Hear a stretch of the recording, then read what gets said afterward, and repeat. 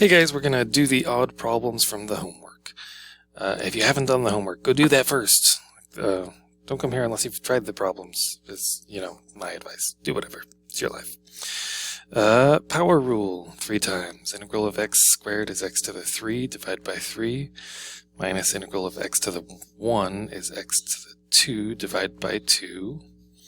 Integral of 5 is 5x plus a constant.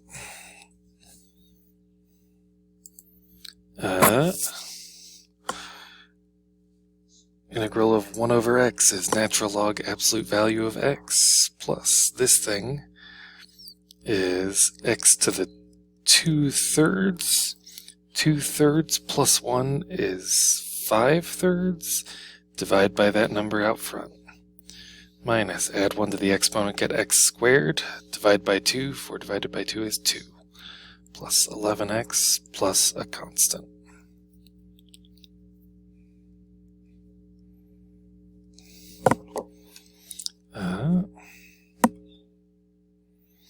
Integral of e to the constant x is e to that constant x divide by that constant minus add 1 to the exponent divide by that exponent.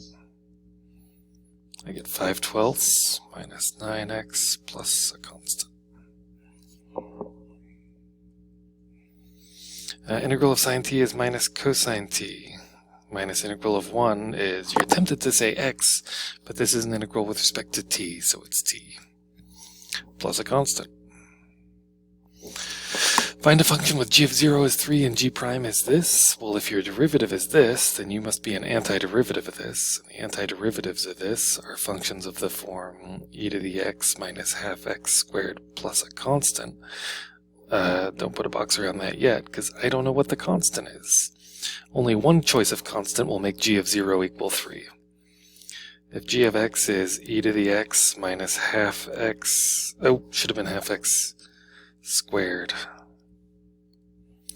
plus c, then g of 0 is e to the 0 minus half 0 squared plus c needs to be 3.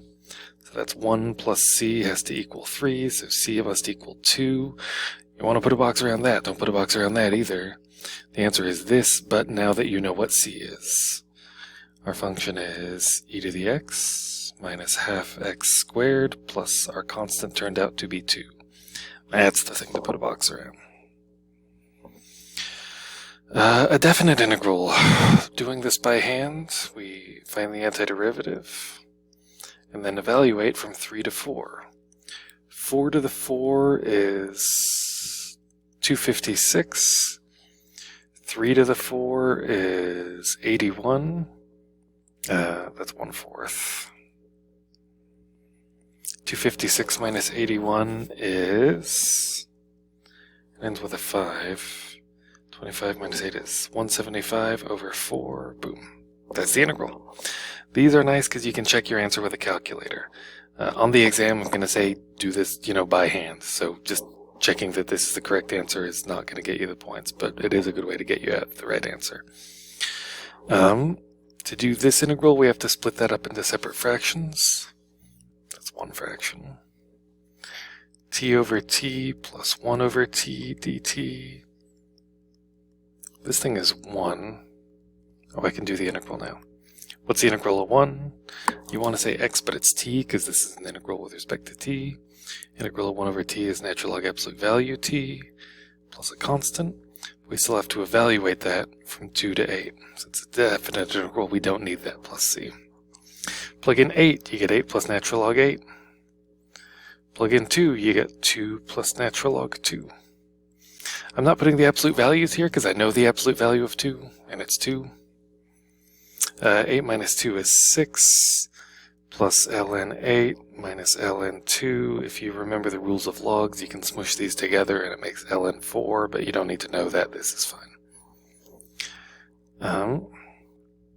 Do this substitution on this integral and then do the integral. This is the kind of baby integral that you want to be able to do the answer to without a substitution. By the time you get to parts, the integral of cosine is sine.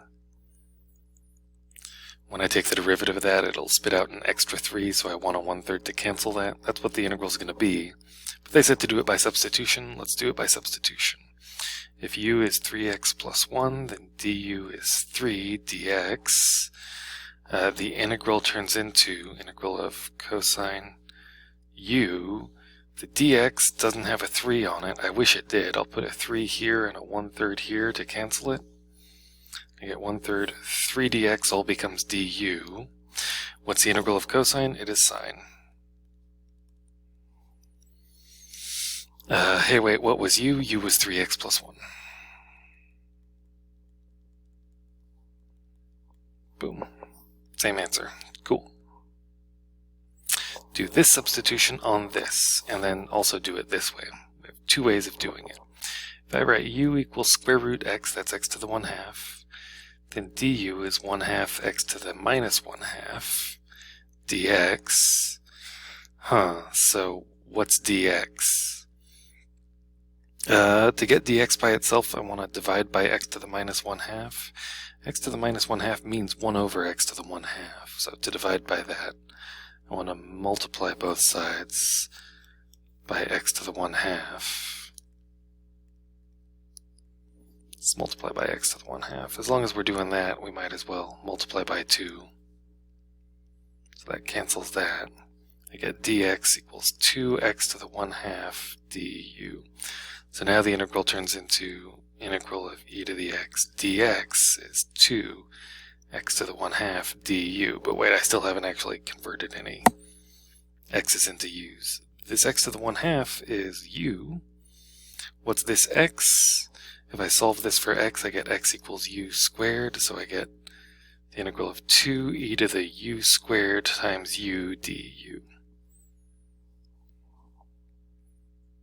Cool, that worked. But this is suggesting, hey, why don't we try doing it just starting with x equals u squared? We had to use that at some point along the way. If I had just started with that, what would this be? It would be dx equals 2u du, and now the integral converts really smoothly.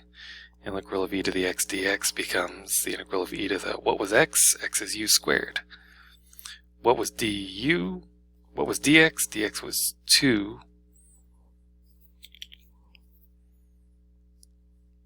u du. Hey, same thing, but you know, one step instead of a bunch of canceling. This problem is to point out how nice this can be, starting with what x is instead of starting with what u is. Sorry I'm going so fast. I'm kind of trusting on you to pause on the problems you actually care about. This is e to a constant x. I get integral of e to the something is e to the that thing. Divide by that constant. This is the baby substitution that you can do with u equals 11x, but you want to be able to do it faster. This is like a real substitution. It turns out to be a good idea to let u be 1 plus e to the x. This is one of those places where letting u have the little bit extra doesn't mess up the derivative, because the derivative of 1 plus e to the x is still just e to the x. So this whole thing becomes du. That becomes u. What's the integral of 1 over u? It's natural log u with absolute values plus a constant. I get natural log absolute value 1 plus e to the x plus c. Hey, wait a minute, 1 plus e to the x. E to the x is always positive, and when you add 1 it's even more positive, which means this is a positive number. The absolute value doesn't do anything to a positive number. This answer's fine, but if you were checking your answer in the back of a book, it would probably write it the other way. Oh, this one's tricky. I want to pick a u to be my u substitution. Either of these works, because the other one is kind of the derivative of the other. There's a lot of good ways to do this problem. We'll do u equals sine x, because then the negatives don't become an issue. Derivative of sine x is cosine x dx. This is u. This is du. Becomes the integral of u du. The integral of u is half u squared.